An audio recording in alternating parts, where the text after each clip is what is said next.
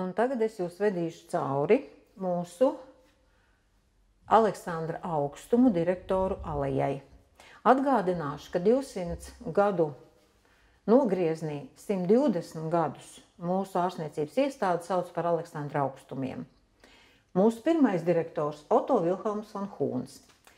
Par viņu jau bija vairāk stāstīts un arī ir izlasāms viņam veltītajā ekspozīcijā, viņa zālē un šajā ieejā zālē un tālāk jau, kur skatīt viņa darbi. Bet šeit es tikai vienu mazu interesantu tādu, varbūt, faktu pieminēšu. Tā kā mums no tiem laikiem ir saglabājies viens tāds mūsu senā ķeizara dārzs, kas ir vēl par 100 gadiem senāks nekā mūsu ārstniecības iestāde mūsu teritorijā. Tātad ir saglabājies dīķis. Un šis dīķis ir uzpasēts, kopts, to mēs darām arī šodien. Un interesanti no tā vēstures laika raksta par Oto Hūnu laiku, tad 1828. gadā, tas ir 4 gadus pēc tam, kad bija atvērta šī iestāde, Oto Hūns ir aicinājis taukā karavīrus, un tie veseli 50 karavīri ir saveduši šo dīķi kārtībā. Par to viņi ir saņēmuši, kā te ir rakstīts, interesanti, saņēmuši ir katrs 2 siļķes un stopiņu degvīna. Tā kā, tam laikam acīm redzot ar to pietika. Tagad iesim tālāk mūsu direktora alejā. Savalkot kopā visu to, ko var redzēt šajā gaitenī, kur ir kreisajā un labajā pusē ir izkārtoti mūsu direktori, kā tie bija Aleksandra Augstuma laikā, bet tajos 120 gados, kamēr mūs tā sauca. Mums ir pavisam šeit 21 direktors, no kuriem puse ir bijuši medicīnas doktori.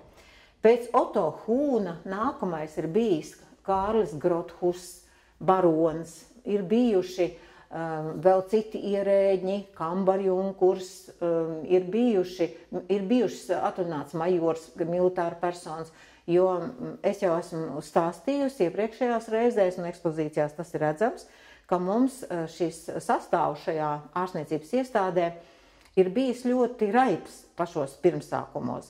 Ir bijis arī nepieciešams, lai būtu militāra persona šeit klāt, jo te bija darba nams, te bija pārmācība nams, te bija arī patversme, te bija arī prostitūta nodaļa un arī, protams, vaiprātīgo nams.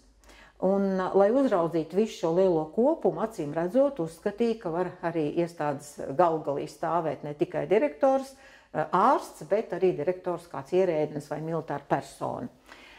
Interesanti, ka, ja mēs paskatāmies šajos materiālos, kas te būs šajā gaitenī pa labi, pa kreisi, tur ir apraksti, kādas mēs esam varējuši atrast vēstures avotos, dažādās adrešu grāmatās, arhīvos, ko mēs esam savākuši, pa kādu vairāk, pa kādu mazāk, bet tie materiāli, kas ir atrasti, ir ļoti interesanti, un tie liecina par to laiku tādas ļoti interesantas arī lietas, par ko ir uztraukušies, par ko ir pārdzīvojuši, ko ir kārtojuši, ko ir organizējuši, kādas bijušas problēmas, par ko ir bēdājušies, arī tas ir redzams šajos materiālos.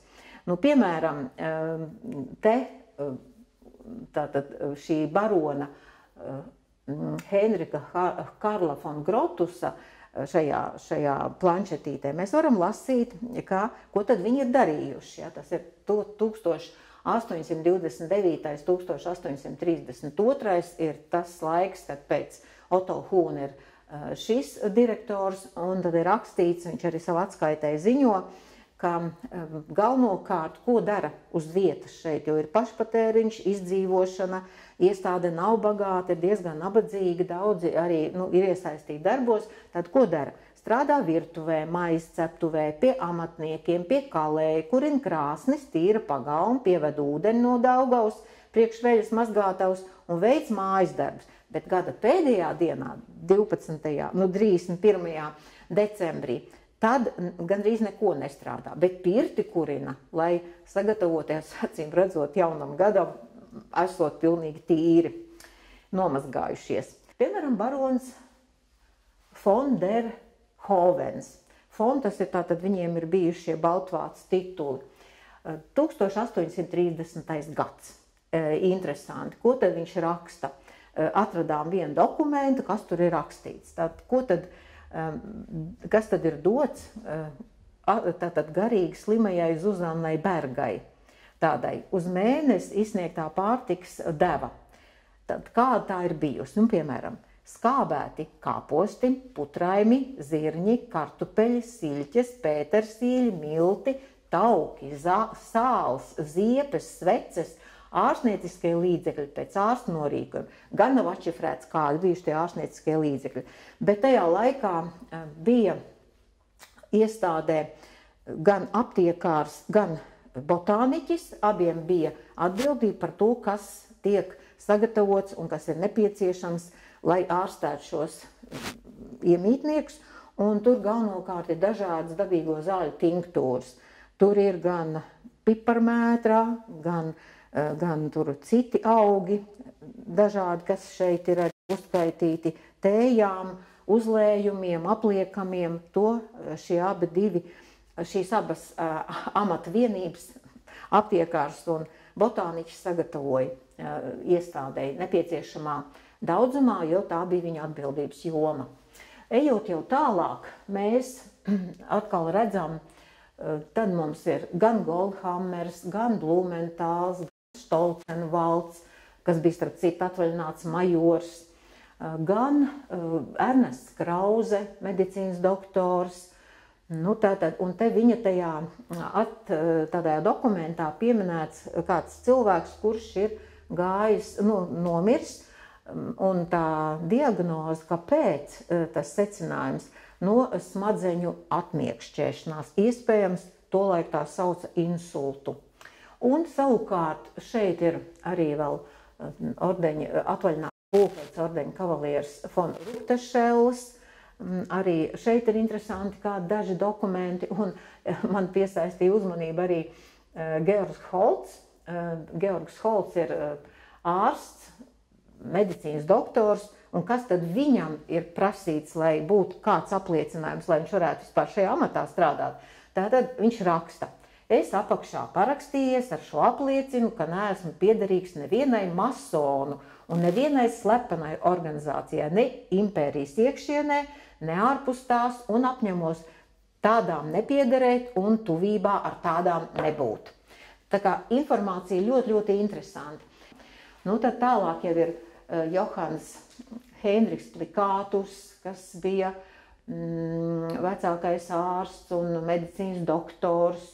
Un te viņš arī atskaitās, kā ir, piemēram, kāds ir atskaits, cik tad ir ārstējušies, cik ir bijuši nodaļās jau tajā laikā slimnieku.